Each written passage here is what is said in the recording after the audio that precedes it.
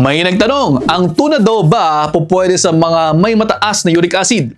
Gumawa ko ng content tungkol sa mga pagkain na pwedeng magpataas ng uric acid. Nag-follow-up question ng mga tao tungkol sa tuna. Hindi kayo, explain ko sa inyo. Yung content kong ito na actually ay nasundan ng mga content na tungkol sa mga tea na hindi po pwede sa may mataas na uric acid, patuloy pa rin ang engagement at nagtatanong ang mga tao kung pwede daw ba ang tuna sa may mataas na uric acid. Sinare ko kasi dyan yung mnemonic device na ginagamit ko noong nutrition school at noong medical school para maalaala ko ng mabilis ang mga pagkaing matataas sa purines. Ang mnemonic device ko, basta letter T na isda, more likely mataas sa purines. Pero may nagtatanong pa rin kung ang tuna daw ba ay kasama. Actually, parang hindi ko na dapat to ginagawa, no? Pero sasagutin ko pa rin po ito dahil narito na naman kayo. Okay, simulan natin sa pagsasabi na mayroong ilang types ng tuna at mayroon din po kayong makikitang fresh tuna at mayroon din kayong tuna na canned or dilata. Okay, ngayon, yung tuna na fresh, nasa moderate purine yan.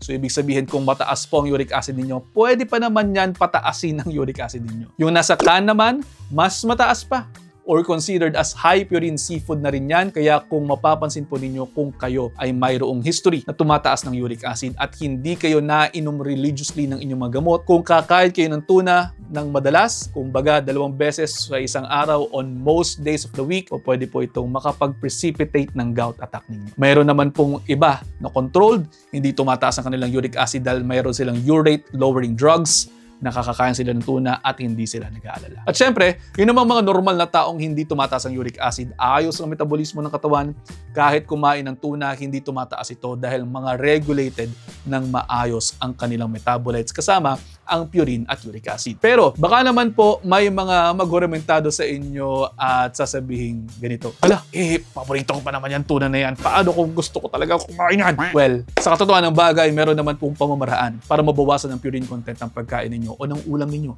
Kasama dyan yung steaming, boiling at poaching. Ibig sabihin, sa pagpe-prepare ng pagkain, gumamit ng mga methods na ito sa pagluluto dahil natatransfer ang purines mula sa pagkain going to the cooking medium. Sinasabi po sa ilang mga pag-aaral na ang pagbo-boil ay pwedeng makatulong sa pagbabawas ng purine content ng mga isda by around 23 to 41%. Pero kung i-roast nyo yan, pwede pong mag-lock in ang purines.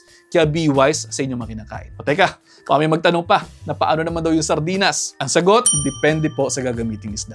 Kadalasan, ang ginagamit na isda ay tamban. Mataas din po sa purine yan. Pero specific pa rin po tayo, mas maganda magsulat kayo ng inyong food record or food journal at inote nyo dyan ang inyong mga kinakain at kung gaano karami. Kung kayo po ay magkakaroon ng reaksyon sa inyong mga kinakain, halimbawa, nagkaroon kayo ng gout attack, ilista nyo lamang muna. And then, i-review natin for the next 2 to 3 weeks para ma-pinpoint natin kung saan kayo nagre-react talaga. Very crucial po talaga ang pag-alam kung ano ang nararapat na diet sa isang tao pagdating sa panggagamot sa kanya.